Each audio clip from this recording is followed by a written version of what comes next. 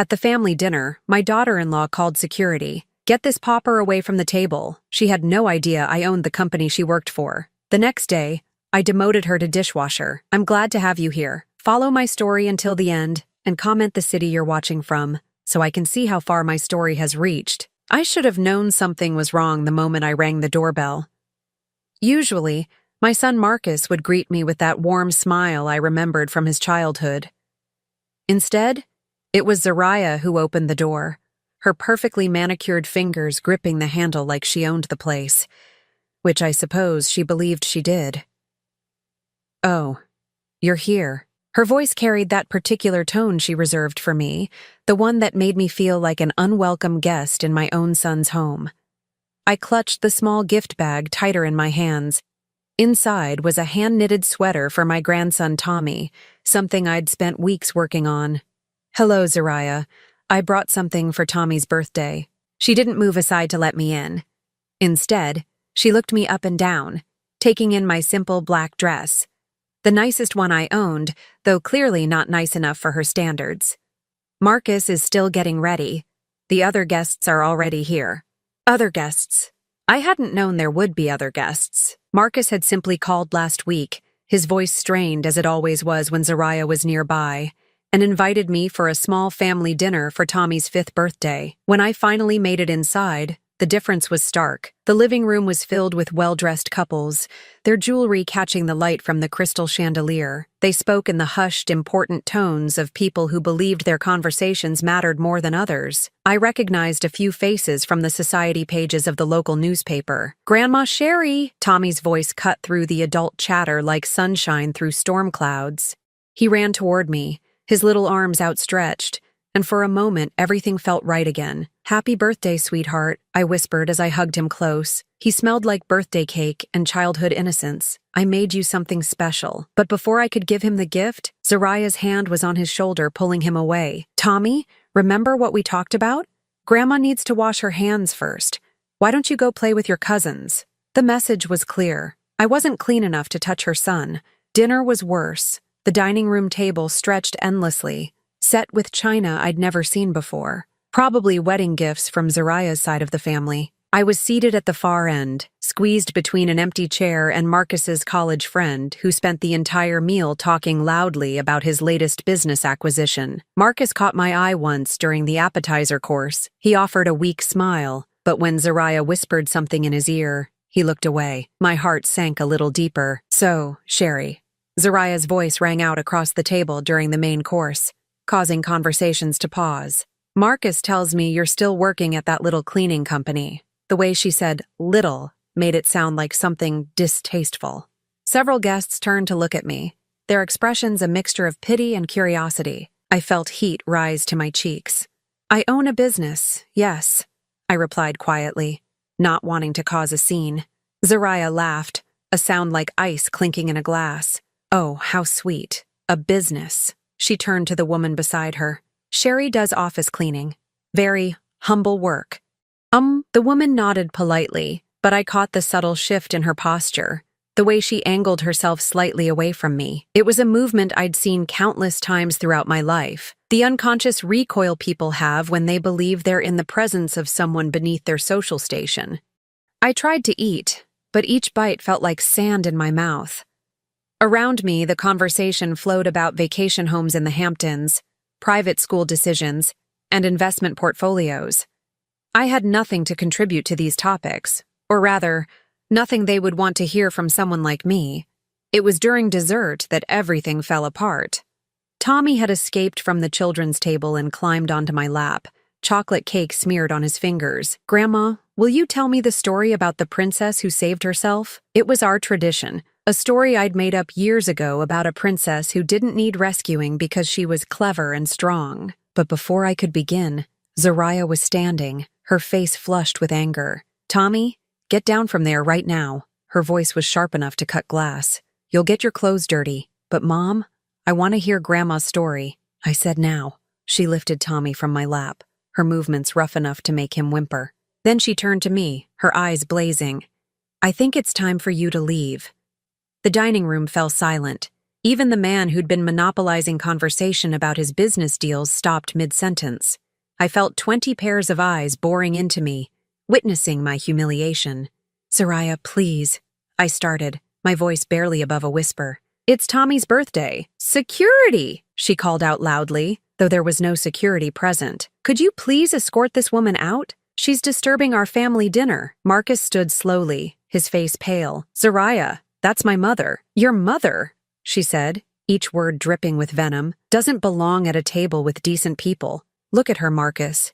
She's embarrassing you, embarrassing us, embarrassing our son." I don't remember standing up. I don't remember walking to the door. I only remember the sound of my own heartbeat thundering in my ears and the weight of 20 stares following me out. At the door, I turned back once, hoping to catch Marcus's eye, hoping he would say something, do something. He was looking at his plate. The cool evening air hit my face as I stepped outside. My hands were shaking so badly I could barely find my car keys. As I fumbled in my purse, I heard the front door close behind me with a definitive click. Sitting in my car, I caught sight of myself in the rearview mirror. 68 years old, silver hair slightly mussed from Tommy's enthusiastic hug, wearing my nicest dress that suddenly felt like rags. I looked exactly like what Soraya had called me, a poor old woman who didn't know her place.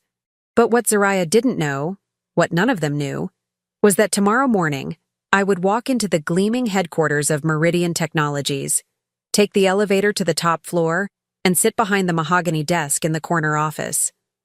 The same company where Soraya worked as a marketing manager, believing she was climbing the corporate ladder with her sharp tongue and calculated cruelty.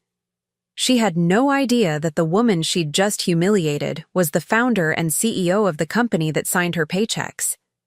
As I drove home through the quiet streets, my hands finally steady on the steering wheel, I made a decision. Soraya wanted to teach me about knowing my place. Tomorrow, I would teach her about knowing hers. I arrived at Meridian Technologies at 6:30 in the morning, 2 hours before my usual time. The building stood silent in the early dawn light, its glass facade reflecting the pale sky like a mirror. I'd built this company from nothing 35 years ago, back when people laughed at the idea of a woman starting a tech business. Now, it employed over 2,000 people across 3 states. The security guard, Miguel, looked surprised to see me so early. "Morning, Mrs. Morrison. You're here bright and early today." "Couldn't sleep," I told him, which was the truth. I'd spent most of the night replaying every moment from dinner, every cruel word, every pitying glance from the other guests. My office occupied the entire northeast corner of the 42nd floor. Floor-to-ceiling windows offered a panoramic view of the city, but this morning I barely glanced at it. Instead, I went straight to my computer and pulled up the employee database.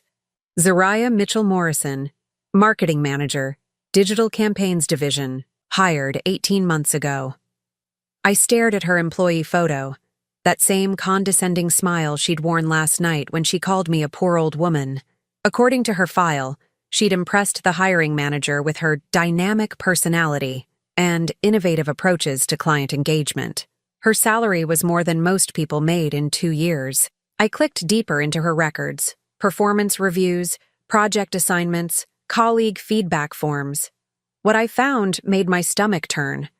3 formal complaints filed against her in the past year, all from older employees. Margaret Chen, 61, from accounting, complained that Soraya had publicly humiliated her during a budget meeting, calling her methods outdated and suggesting she step aside for someone who understands modern business. The complaint was dismissed after Soraya claimed she was simply advocating for efficiency. Robert Williams, 58, from IT support, reported that Soraya had demanded he work overtime on her personal projects while berating him about his slow processing speed and inability to keep up with younger minds. Again, dismissed after Zoraya's supervisor vouched for her high standards. The third complaint came from Janet Rodriguez, 63, a custodial supervisor. Soraya had apparently complained to HR that Janet was unprofessional and couldn't understand basic instructions After Janet didn't immediately move a meeting room cleaning to accommodate Zariah's last-minute schedule change, Janet had been transferred to the night shift. I leaned back in my chair, a cold anger settling in my chest. This wasn't just about how she'd treated me. This was a pattern. Zariah targeted older employees, used her position to demean them, and relied on the company's reluctance to deal with workplace conflicts to escape consequences. My phone rang, jolting me from my thoughts. Marcus's name appeared on the screen. "Mom?" His voice was strained, exhausted. "I'm sorry about last night." Zariah was. She was stressed about the dinner party. She didn't mean what she said. I closed my eyes. Even now, he was making excuses for her. "She called security to have me removed from my grandson's birthday dinner, Marcus." "There was no security, Mom. She was just emotional. She humiliated me in front of 20 people." A long pause. "I know. I should have said something. I'm sorry." His voice cracked slightly. "But you know how she gets when she's planning these events. Everything has to be perfect. Perfect. As if my presence somehow tainted their perfect life. "I need some time to think," I told him. "Of course. But Mom, maybe next time, if you could dress up a little more. You know how important appearances are to Zariah's friends." After I hung up, I sat in silence for a long time. My son, my gentle, kind son who used to defend injured birds and give his lunch money to classmates who forgot theirs, was asking me to change who I was to accommodate his wife's cruelty.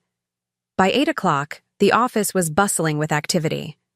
I watched through my window as employees filed into the building, riding elevators to their respective floors, settling into their workdays. Somewhere among them was Zariah, probably complaining to colleagues about her difficult mother-in-law who didn't know her place. I buzzed my assistant, Helen. She'd been with me for 15 years, starting as a secretary and working her way up to executive assistant.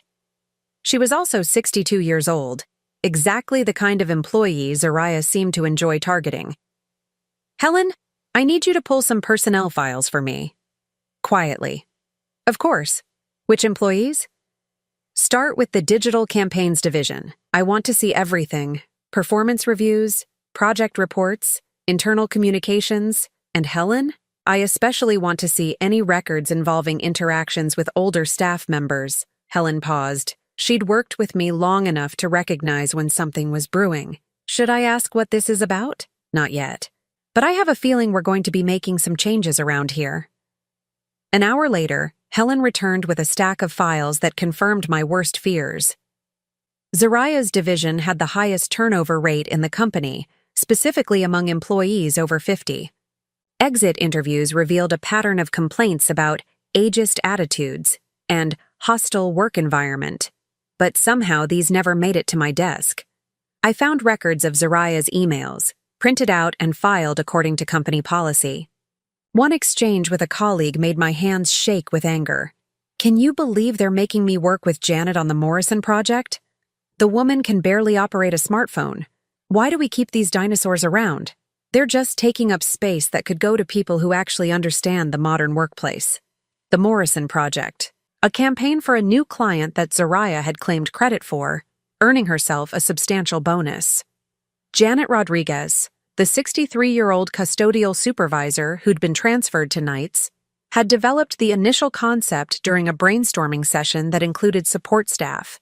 I picked up my phone and dialed extension 4247. "Human Resources. Jennifer speaking. Jennifer, this is Sherry Morrison. I need to see you in my office immediately, and bring the organizational chart for the Digital Campaigns Division." 20 minutes later, Jennifer sat across from my desk, her face pale as I outlined what I'd discovered. "Mrs. Morrison, I had no idea the situation was this extensive. Some of these complaints should have been escalated to your office immediately."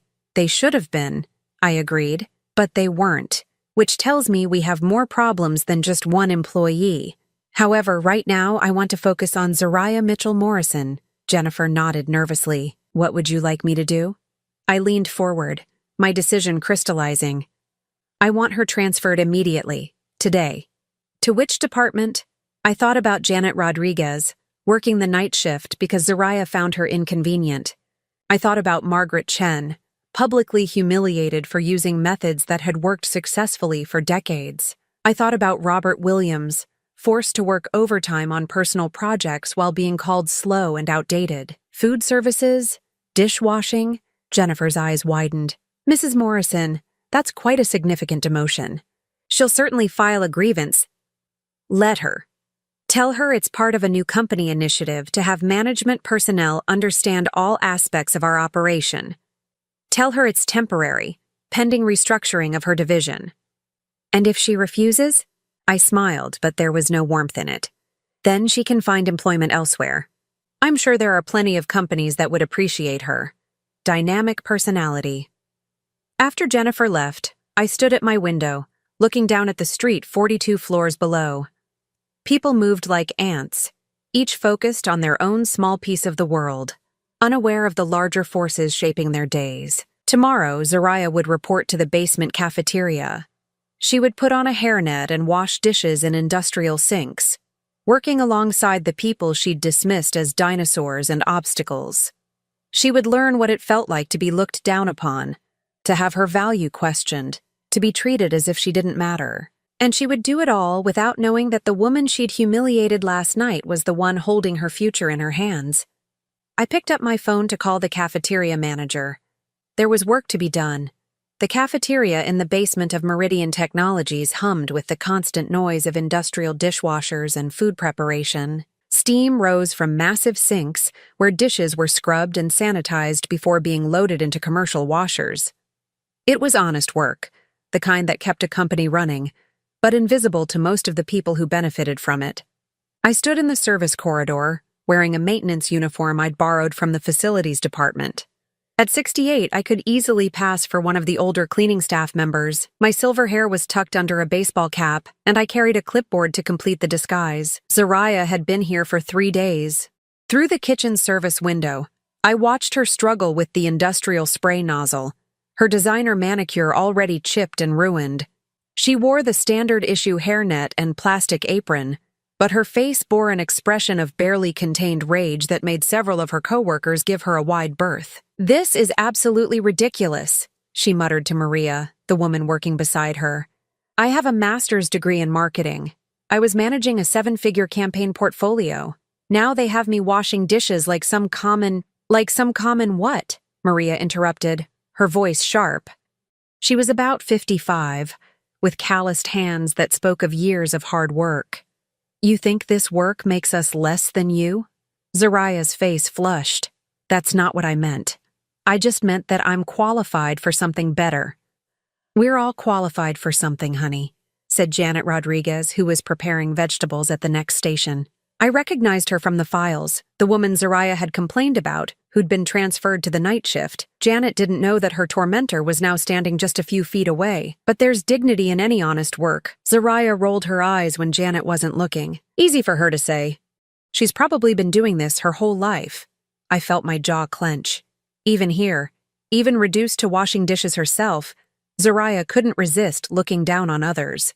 My phone buzzed with a text from Marcus. "Mom, Zariah's going through a rough patch at work. Some restructuring thing. She's really stressed. Maybe we could have dinner this weekend? Just the 3 of us?" I typed back, "I'll think about it." But I already knew my answer. Watching Zariah these past 3 days had shown me that her cruelty wasn't just reserved for family dinners. It was who she was, woven into the fabric of her character. On the 4th day, I decided to get closer. I entered the kitchen during the lunch rush, when the noise and chaos would provide perfect cover. I approached the dish pit where Zariah was working, now looking thoroughly defeated. Her blonde hair hung limp beneath the hairnet, and there were dark circles under her eyes. "Excuse me?" I said, deliberately roughening my voice and adding a slight accent. "I need to clean the floor around your station." Zariah barely glanced at me. "Whatever, just don't get in my way." I began mopping around her feet, positioning myself close enough to hear her conversation with Luis, a young man who'd been trying to help her adjust to the work.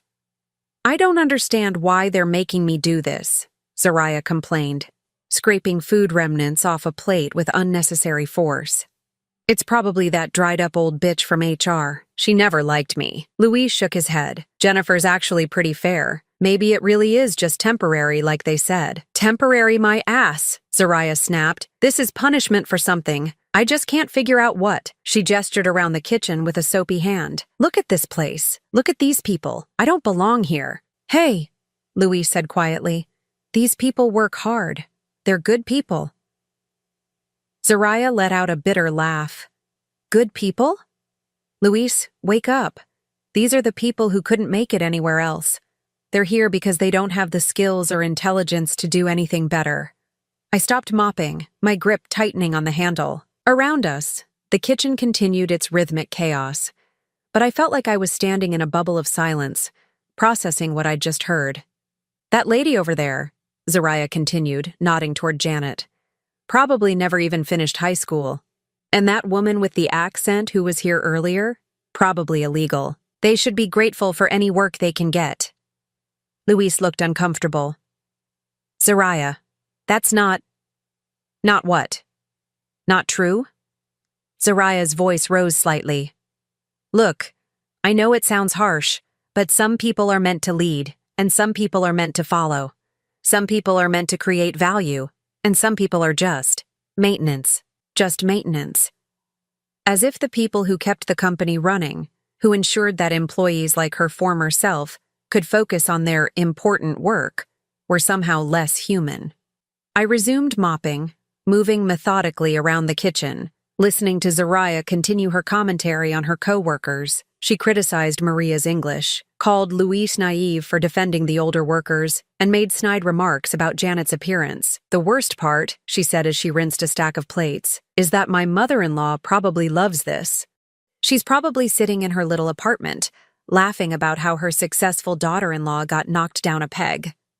My blood ran cold. Even here, even while suffering the consequences of her own actions, she was thinking about how to blame others. Your mother-in-law? Luis asked. Oh, she's this pathetic old woman who thinks the world owes her something just because she's old.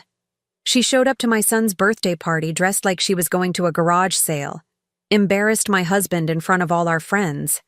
I had to ask her to leave. The way she told it, she was the victim, the wronged party. There was no mention of calling security, no acknowledgement of the humiliation she'd inflicted. In Zariah's version of events, she was simply a woman protecting her family from an embarrassing relative. She sounds difficult, Luis said diplomatically. She's a bitter old woman who's jealous of what we've built, Zariah replied. She's spent her whole life doing manual labor, and she can't stand that her son married someone with class, someone with education. She wants to drag us down to her level.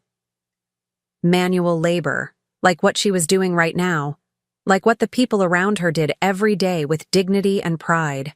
I finished mopping and began to leave, but Zariah's voice stopped me one more time. You know what the really sick part is? My husband actually feels sorry for her. He thinks I should apologize for protecting our family from embarrassment. Can you believe that? As I walked away, I heard Luis say quietly, maybe you should talk to her. Family's important. Zariah's laugh was sharp and cold. Family? Real family doesn't show up looking like they just crawled out of a trailer park. Real family understands social boundaries. I made it to the service corridor before my hands started shaking. I leaned against the wall, removing the baseball cap and running my fingers through my silver hair. 3 days of washing dishes, of seeing how the other half lived, of working alongside people she'd previously dismissed, and she'd learned nothing. If anything, she doubled down on her prejudices. That evening, Marcus called again. Mom, I'm worried about Zariah. This job situation is really getting to her. She comes home exhausted and angry every day. What does she say about it? I asked, already knowing the answer. She thinks someone at her company is targeting her. She's convinced it's some kind of discrimination, maybe because she's young and successful.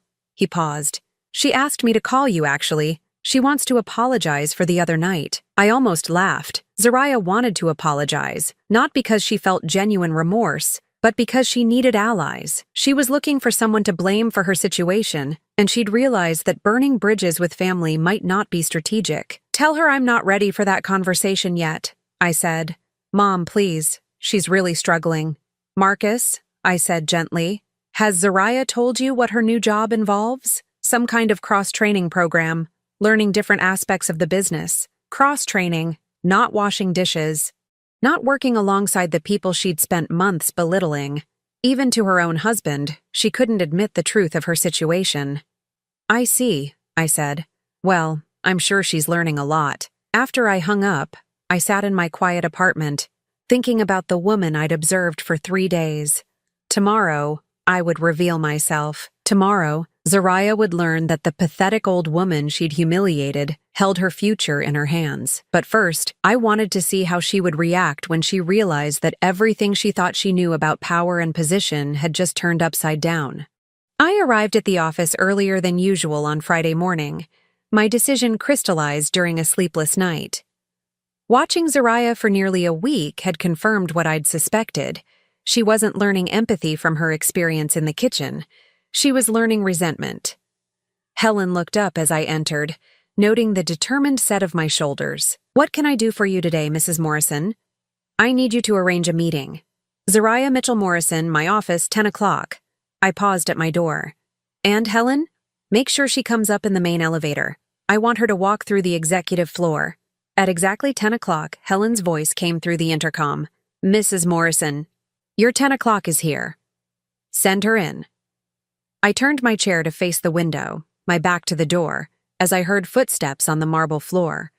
Zariah's reflection appeared in the glass. She looked tired, her usually perfect hair pulled back in a simple ponytail, her designer clothes replaced with the casual attire appropriate for kitchen work. Excuse me. Her voice carried that familiar tone of barely controlled irritation. I was told someone wanted to see me about my transfer. I don't know why they sent me to the executive floor. There's obviously been some mistake. I swiveled my chair around slowly, letting the recognition dawn in her eyes. The change in her expression was remarkable. Confusion melting into shock, shock crystallizing into horror. Hello, Zariah. Her mouth opened and closed several times before any sound emerged. You! What are you? How did you get in here? I walked in through my private entrance, just like I do every morning. I gestured to the chair across from my desk. Please, sit down. We have a lot to discuss. She remained standing, her face cycling through emotions like a slot machine. Disbelief, anger, fear, and something that might have been calculation. This is some kind of joke. You're not. You can't be. The CEO and founder of Meridian Technologies? I completed her thought. I'm afraid I am. Have been for 35 years, in fact. Zariah sank into the chair as if her legs had given out. But you. At dinner you said you worked for a cleaning company. I said I owned a business. You assumed it was a cleaning company. I leaned back in my chair, studying her face. People often see what they expect to see, don't they?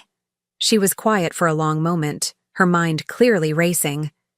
When she spoke again, her voice had changed. Softer, with a hint of the charm she'd used to climb the corporate ladder. Mrs. Morrison, I had no idea who you were. If I had known, you would have treated me differently? I interrupted. That's interesting. So your behavior toward me was based on your perception of my social status? Her face flushed. That's not what I meant. What did you mean exactly? She straightened in her chair, apparently deciding to try a different approach. I meant that there was obviously a misunderstanding. Family dynamics can be complicated, and sometimes people say things in the heat of the moment that they don't really mean. Ah, so when you called security to remove me from my grandson's birthday party, that was just a heated moment? I was stressed about the dinner party. Everything had to be perfect, and my presence made it imperfect. I pulled up her employee file on my computer screen. Tell me, Zariah, do you remember Margaret Chen? The sudden change of topic caught her off guard. Who? Margaret Chen, 61 years old, accounting department. You publicly humiliated her during a budget meeting, suggested she step aside for someone who understands modern business. Zariah's eyes darted around the office, looking for an escape route that didn't exist. That was a professional disagreement. Sometimes you have to be direct in business. What about Robert Williams? IT support? You made him work overtime on your personal projects while telling him he couldn't keep up with younger minds. I have high standards. And Janet Rodriguez? You complained that she was unprofessional because she couldn't immediately accommodate your last-minute schedule changes. She was transferred to the night shift because of your complaint. Zariah's carefully constructed composure began to crack. I don't understand what this has to do with anything. Those were legitimate workplace issues. I turned my computer screen toward her, showing her the list of complaints filed against her.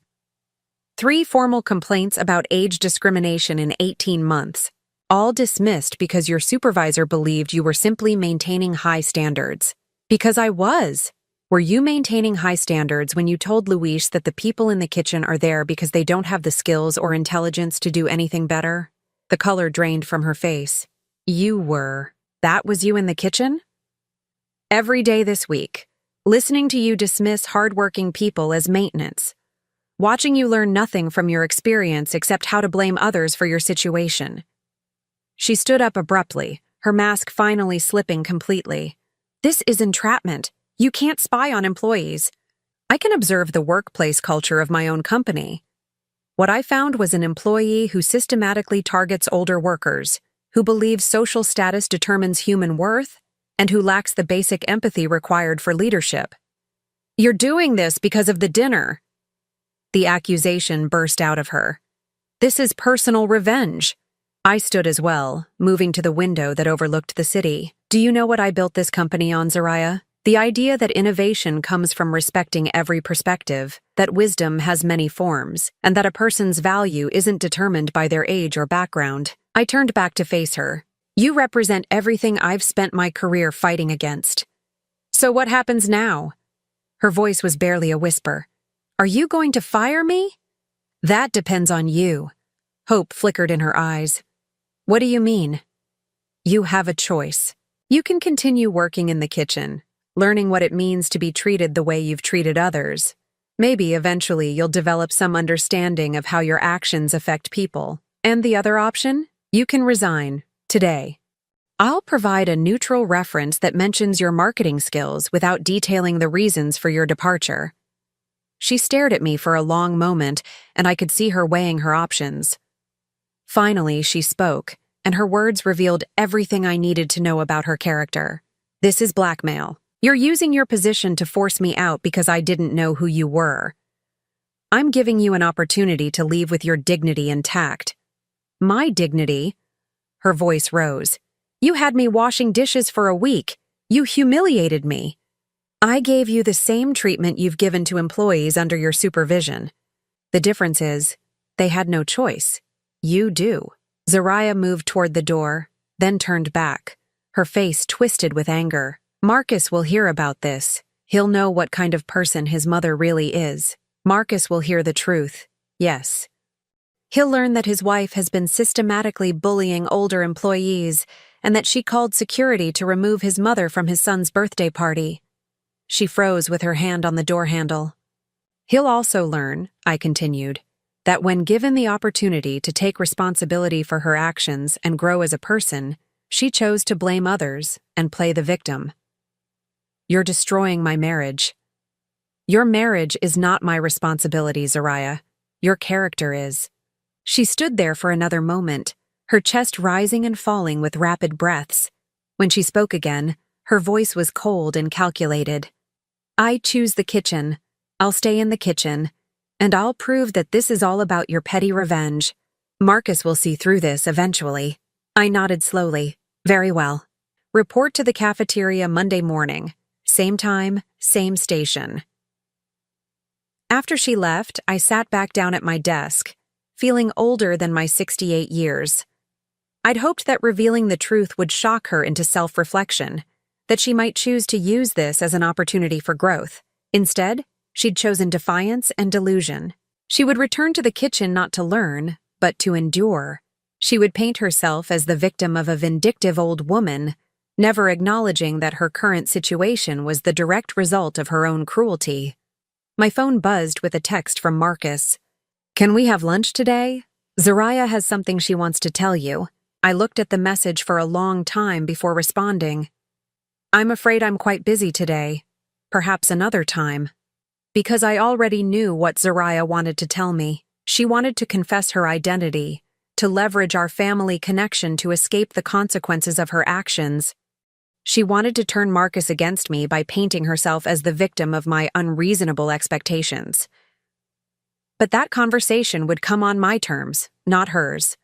And when it did, Marcus would learn some uncomfortable truths about the woman he'd married and the mother he'd failed to defend. The reckoning was far from over. The call came on a Tuesday evening, 3 weeks after my confrontation with Zariah. Marcus's voice was strained, carrying the weight of someone who'd finally been forced to see an uncomfortable truth. "Mom, we need to talk. All three of us." I set down my teacup, noting the tremor in his voice. "About what, specifically?" "About Zariah's job situation.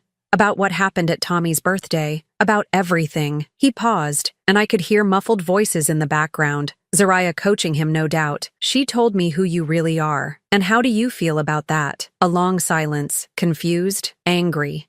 "I don't understand why you didn't tell me you owned the company where she works. You never asked what kind of business I owned, Marcus. You assumed, just like she did." "That's not the point, Mom. The point is that you've been manipulating her employment, punishing her because of personal family issues." I closed my eyes. Even now, even knowing the truth, he was defending her. "Is that what she told you?" "She told me you've been making her wash dishes for weeks as some kind of revenge. That's not the mother I know." "Then perhaps you don't know me as well as you think. Just like you don't know your wife as well as you think." "What's that supposed to mean?" "It means we should have this conversation in person. Tonight. My apartment, 8 o'clock. They arrived 15 minutes late. Zariah had clearly spent time preparing. Her hair was styled, her makeup perfect, her clothing carefully chosen to project an image of professional competence, undermined by personal persecution. Marcus looked tired, caught between two women he was supposed to love but clearly didn't understand. I served coffee in my small living room, the same modest space where I'd lived for the past 10 years. The contrast between this apartment and their sprawling suburban home wasn't lost on any of us. "Mom," Marcus began, settling onto my worn sofa, "Zariah has told me some disturbing things about what's been happening at her work." "I'm sure she has." I remained standing, my hands clasped behind my back. "What exactly did she tell you?" Zariah leaned forward, her expression a careful blend of hurt and determination. "I told him that you've been using your position to humiliate me. That you transferred me to the worst job in the company as punishment for a family disagreement." "A family disagreement." I repeated the phrase slowly. "Is that what you're calling it?" "Mom," Marcus interrupted, "regardless of what happened at Tommy's birthday, using your business to settle personal scores isn't right. It's not like you. You're right. It's not like the mother you know, but it's exactly like the CEO I've always been." I moved to the window, looking out at the city lights. "Tell me, Marcus, what do you know about Zariah's performance at work?" "She's successful. She's ambitious. She's building a career. She's filed 3 complaints against older employees in 18 months. She's created a hostile work environment for anyone over 50. She's systematically bullied people she considers beneath her." Zariah's careful composure cracked slightly. "Those were legitimate professional concerns. You told Luis that the kitchen workers don't have the skills or intelligence to do anything better. You called them maintenance." I turned back to face them. "You said Janet Rodriguez probably never finished high school and suggested Maria might be illegal." Marcus's face went pale. "Zariah, is that true?" I was frustrated. People say things when they're under stress. "The same way you say things when you're stressed about dinner parties?" I asked quietly. "The same way you called security to remove the pobretona from your table." "What does that mean?" Marcus looked between us, confused. "It means poor little woman in Spanish," I explained. "It's what your wife called me before having me escorted out of your son's birthday party." The silence that followed was deafening. Marcus stared at Zariah, his face cycling through emotions I recognized from his childhood. The same look he'd worn when he was 7 and realized that Santa Claus wasn't real. "You called my mother a poor little woman?" Zariah's eyes darted around the room like a trapped animal. "Marcus, you have to understand, she showed up looking like... I didn't know who she was." So that makes it acceptable? No, but what? His voice was rising now, the careful control he'd maintained for years finally cracking. But it's okay to humiliate people if you think they're poor. But it's okay to throw my mother out of our house if she doesn't meet your standards? Marcus, please, you're not understanding. I'm understanding perfectly. He stood up, pacing to the far end of my small living room. I'm understanding that my wife threw my mother out of our house because she was embarrassed by her appearance. I'm understanding that she's been bullying older employees at work. I'm understanding that when Mom gave her consequences for her behavior, she ran home to paint herself as the victim. Zariah's mask finally slipped completely. Your mother has been lying to you. She's been manipulating this entire situation to make me look bad. How? The question came out sharp as a blade. How has she been lying?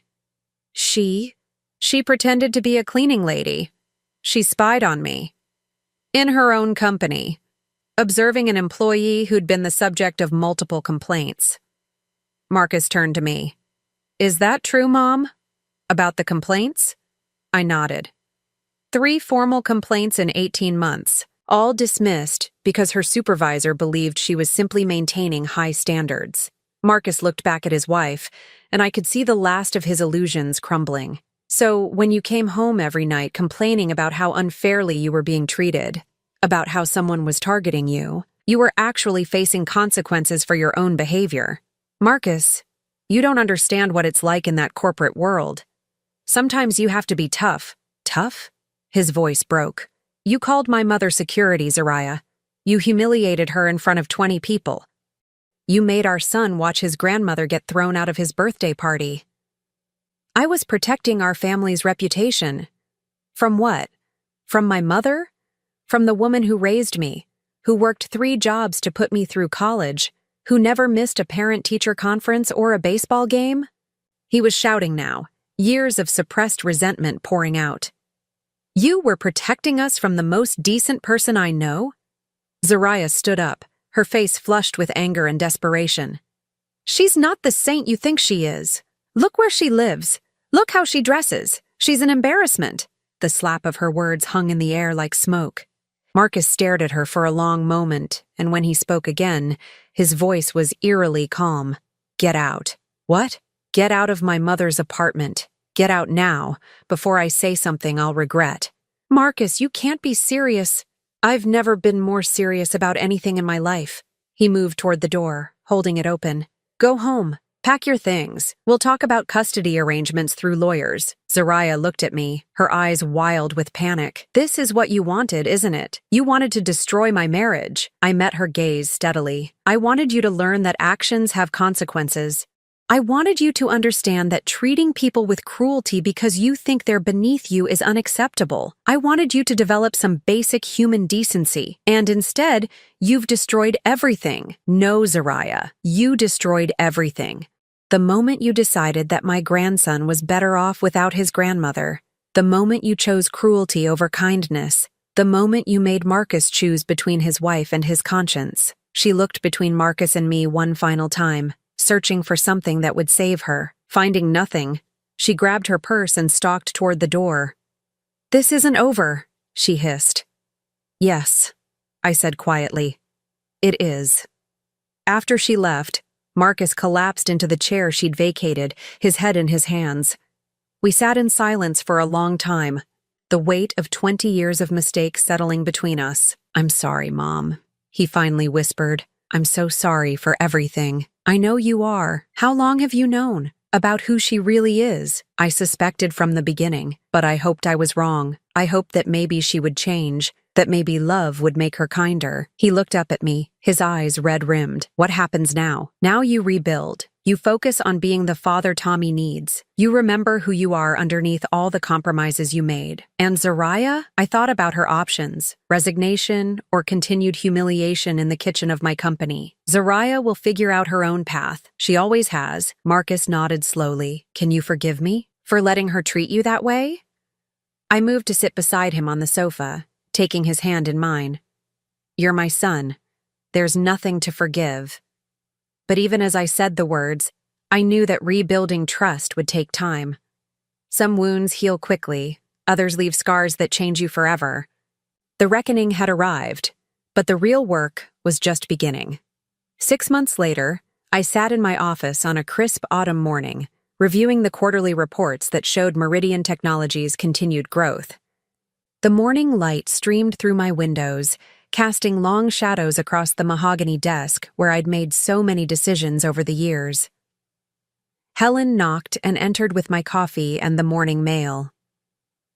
"Mrs. Morrison, there's a resignation letter on your desk from the Food Services Department." I knew before I opened it. Zariah's elegant handwriting filled a single page, a formal resignation effective immediately, citing personal reasons and pursuit of new opportunities. No acknowledgement of what she'd learned, no expression of remorse, no growth. Simply an exit strategy that would allow her to preserve whatever remained of her dignity. I signed the acceptance form without hesitation. Some people learn from consequences, others simply endure them until they find an escape route. "Helen, please process this today and send a memo to HR. I want exit interviews to be mandatory for all supervisory positions going forward.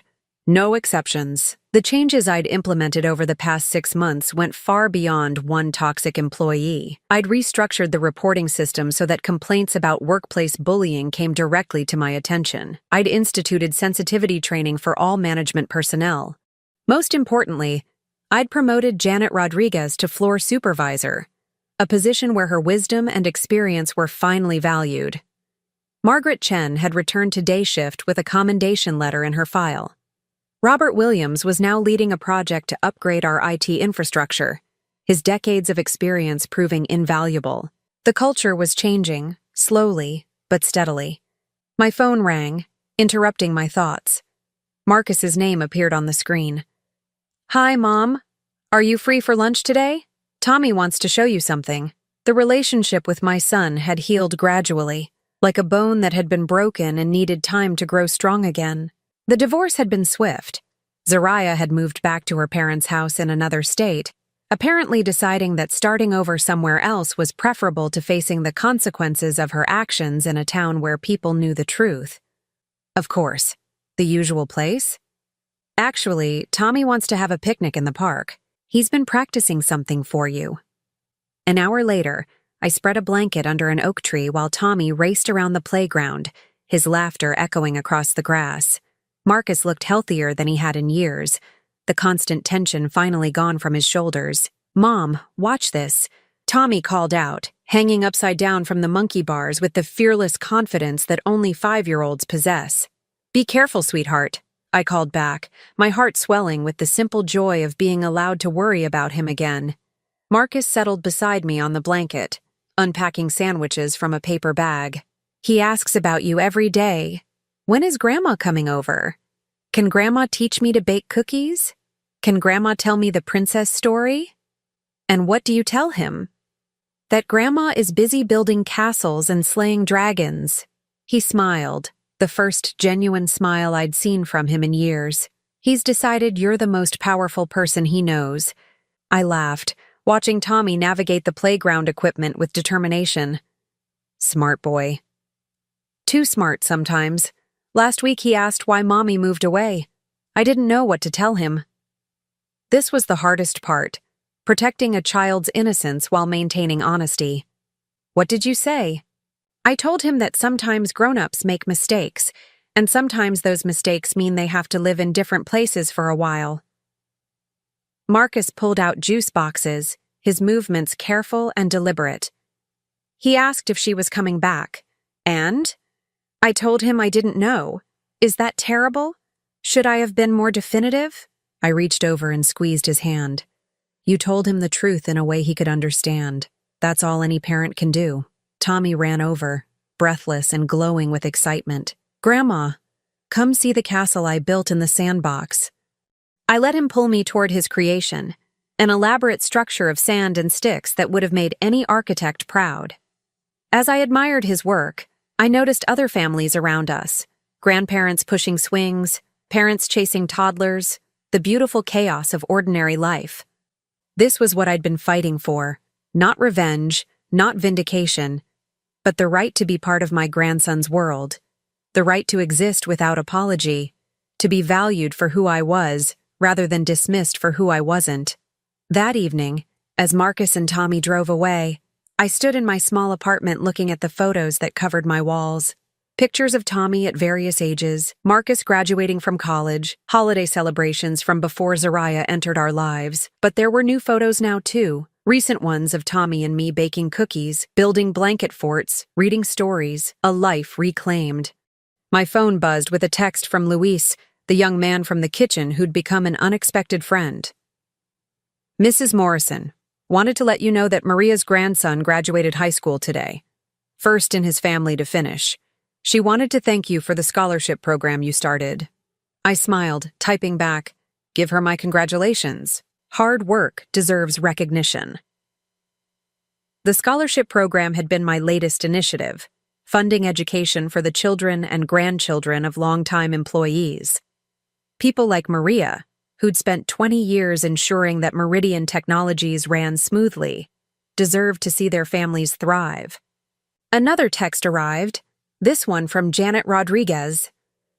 Night shift supervisor position opened up in Building B. Interested in applying. Could use a reference from someone who knows my work ethic. I laughed out loud, typing back, "I might know someone who could help with that." As the sun set over the city, I made myself a simple dinner and settled onto my couch with a book. The apartment was quiet, but it wasn't the oppressive silence of isolation. It was the comfortable quiet of peace. I thought about Zariah, wherever she was now, and felt something I hadn't expected, not satisfaction in her downfall, but sadness for the opportunities she'd wasted. She could have learned from her experience in the kitchen. She could have developed empathy, grown as a person, rebuilt her relationship with Marcus on a foundation of mutual respect rather than social climbing. Instead, she'd chosen to see herself as a victim, to blame others for consequences she'd brought upon herself. Some people spend their entire lives running from accountability, never realizing that the freedom they seek can only come from taking responsibility for their choices. My phone rang one final time. Marcus again. "Mom, Tommy wanted me to call and tell you good night. He's worried you might be lonely." I heard my grandson's voice in the background. "Tell Grandma that dragons are scared of the dark, so she should leave the lights on." "Tell him I'll leave the lights on," I said, smiling. "And Marcus, thank you." For what? For choosing to see the truth when it mattered. After we hung up, I did indeed leave a small light on in the kitchen, not because I was afraid of dragons, but because Tommy worried about me, and being worried about was a privilege I'd almost lost. I settled into bed that night thinking about power, not the kind that comes from corporate titles or social status, but the kind that comes from knowing your worth and refusing to accept anything less, the kind that allows you to stand up for yourself and others, even when it's difficult, the kind that comes from choosing dignity over convenience, truth over comfort. Zariah had thought she understood power. She'd believed it came from putting others down, from climbing social ladders, from marrying into a family she considered beneath her true aspirations.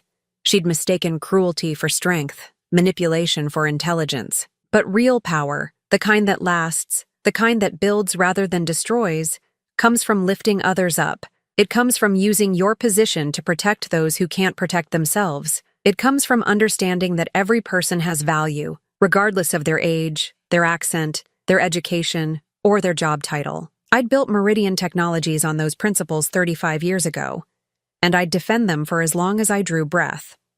The next morning, I would wake up and return to my office, where I would continue the work of building a company culture based on respect and dignity. I would review applications for the scholarship program, approve promotions for deserving employees, and ensure that the mistakes of the past couldn't be repeated. But tonight, I simply slept the deep, peaceful sleep of someone who had fought for what mattered and won.